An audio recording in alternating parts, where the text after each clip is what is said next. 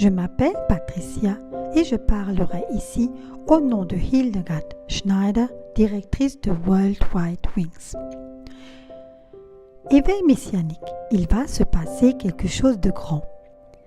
Comme la plupart d'entre vous le savent, de nombreuses prophéties concernant Israël se sont déjà réalisées, telles que la maison d'Israël où les 10 tribus perdues ont été dispersées dans les nations. Le rassemblement de la maison d'Israël et de l'ensemble de la maison de Juda et le retour commun sur la terre d'Israël sont encore à venir. Il va se passer quelque chose de grandiose. Depuis l'exode d'Égypte, il y a environ 3500 ans, l'âme juive, le peuple juif, s'accroche au souvenir de la sortie d'Égypte avec une passion excessive. Ils suivent les instructions de Yah dans Exode 13, verset 10. Célébrez donc cette fête chaque année, au temps fixé de la manière prescrite. Et les croyants qui ont découvert que toute la parole de Yah s'applique aussi à eux célèbrent la Pâque avec la maison de Juda. Chaque année à Pessah, et ce depuis les 3500 ans, les Juifs racontent l'histoire de la sortie d'Égypte, l'histoire miraculeuse de leur libération pendant la célébration du Sidér qui remonte à une instruction donnée dans Exode 13, verset 8. En ce jour, vous déclarerez ceci à vos fils. Nous célébrons ce jour en souvenir de ce que Yah a fait pour nous lorsque nous avons quitté l'Égypte. Tous les détails du repas du Sidér, les aliments symboliques, la récitation des psaumes Hallel, l'inclusion des enfants, etc. sont conçus pour qu'ils, ou plutôt que nous nous souvenons de génération en génération. Maintenant, imaginez qu'un jour à Pessah, nous ne nous souviendrons plus de cet événement de Pessah, de la sortie d'Égypte. Encore une fois, les Juifs et les croyants éveillés cesseront un jour de s'en souvenir. Une coutume vieille de 3500 ans perdra sa signification. Pourquoi donc? Ce n'est pas possible, n'est-ce pas? La réponse se trouve dans le prophète Jérémie. C'est pourquoi voici que les jours viennent, dit Yah, où l'on ne dira plus Yah est vivant, lui qui a fait monter les fils d'Israël du pays d'Égypte. Mais Yah est vivant, lui qui a fait monter les fils d'Israël du pays du Nord et de tous les pays où il les avait chassés. Et je les ramènerai dans leur pays que j'ai donné à leur père. Jérémie 16, versets 14 à 15. Je le répète, des jours viennent où l'on ne dira plus. Ces versets sont également répétés dans Jérémie 23, versets 7 à 8. C'est pourquoi voici que des jours viennent, dit Yah, où l'on ne dira plus. Yah est vivant, lui qui a fait monter du pays d'Égypte les fils d'Israël. Mais Yah est vivant, lui qui a fait monter les descendants de la maison d'Israël et les a fait sortir du pays du Nord et de tous les pays où je les avais chassés, et ils habiteront leur pays. Concrètement, Pessah sera toujours célébré, mais que l'on ne se souviendra plus de la sortie d'Égypte pendant le repas du Sidér, mais de la sortie de nos jours, de tous les Israélites, de tous les pays où Yah les avait chassés. Prévoir que cela se passera ainsi est déjà digne d'attention. Nous allons raconter l'histoire de tous ceux que Yah a rassemblés dans le pays. La Bible dit que Yah les ramènera tous. Quand je vous ferai sortir d'entre les peuples et que vous rassemblerez des pays où vous avez été dispersés et que je me montrerai saint à votre égard aux yeux des nations.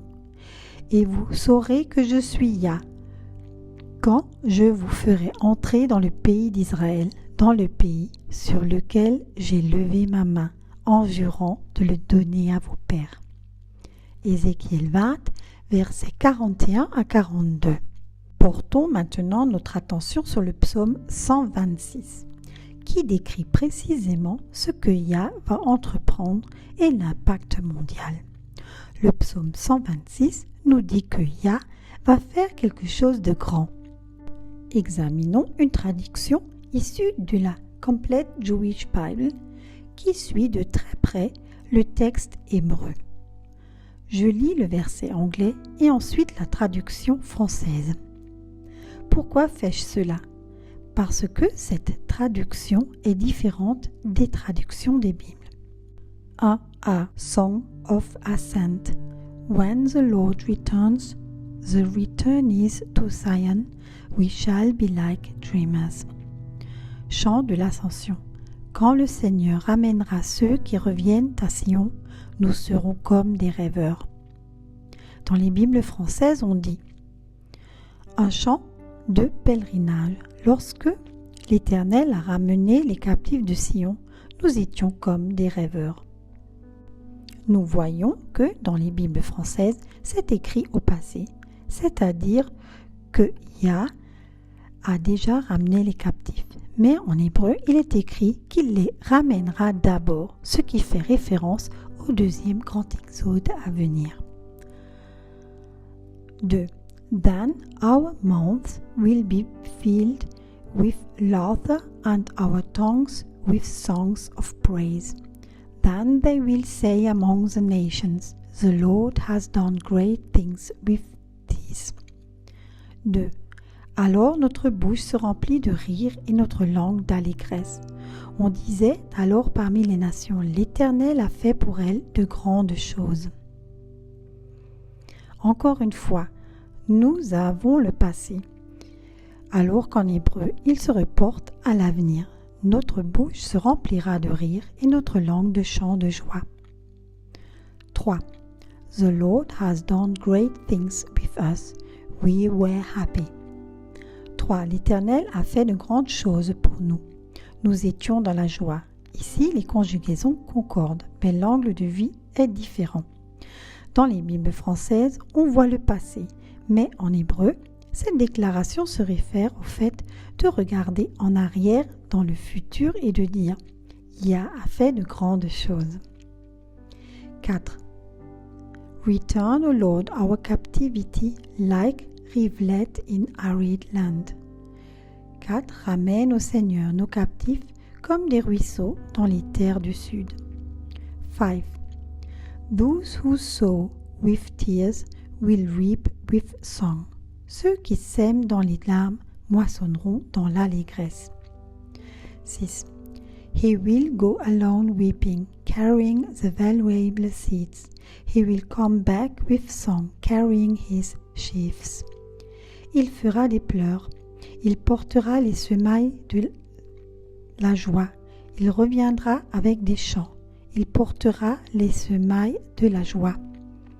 Il s'en va en pleurant, portant la semence à semer.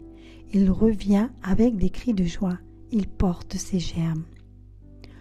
Le psaume 126 se concentre sur ce que Yah va faire et non sur ce qu'il a déjà fait. Dans les versets 2 et 3, on retrouve 2 fois la même idée. Yah a fait de grandes choses. En hébreu, cette phrase se dit La Azot Adonai Higdil. Higdil signifie grand ou grandiose et la Azot signifie faire. Le verset 1 nous dit que ceux qui reviennent à la maison retournent à Sion. Sion est le point culminant du mont Moria. Sion représente également Jérusalem. À ma connaissance, il est très étonnant qu'aucune église ne parle du grand exode. D'après ce que je sais, nous sommes les seuls chez World Wide Wings à aborder ce sujet. Vous pouvez télécharger gratuitement mon roman pédagogique Exodus Next Exit sur notre site web ou regarder l'une des nombreuses vidéos YouTube qui traitent du grand exode. Raksa Me'ar Pessah. Soyez tous richement bénis. Chères sœurs et chers frères, si grâce à nos vidéos vous avez reçu une bénédiction, c'est de bon cœur que nous accepterions, si cela vous est possible, un don ou un don mensuel afin que nous puissions par ce biais poursuivre cette démarche sincère. Vous trouverez ci-dessous nos coordonnées bancaires, IBAN et BIC. Veuillez indiquer Éveil Messianique dans l'énoncé du virement. Un grand merci et likez avec votre abonnement. Soyez tous richement bénis. Je vous remercie pour votre écoute et vous invite à nous rejoindre sur Facebook Éveil Messianique.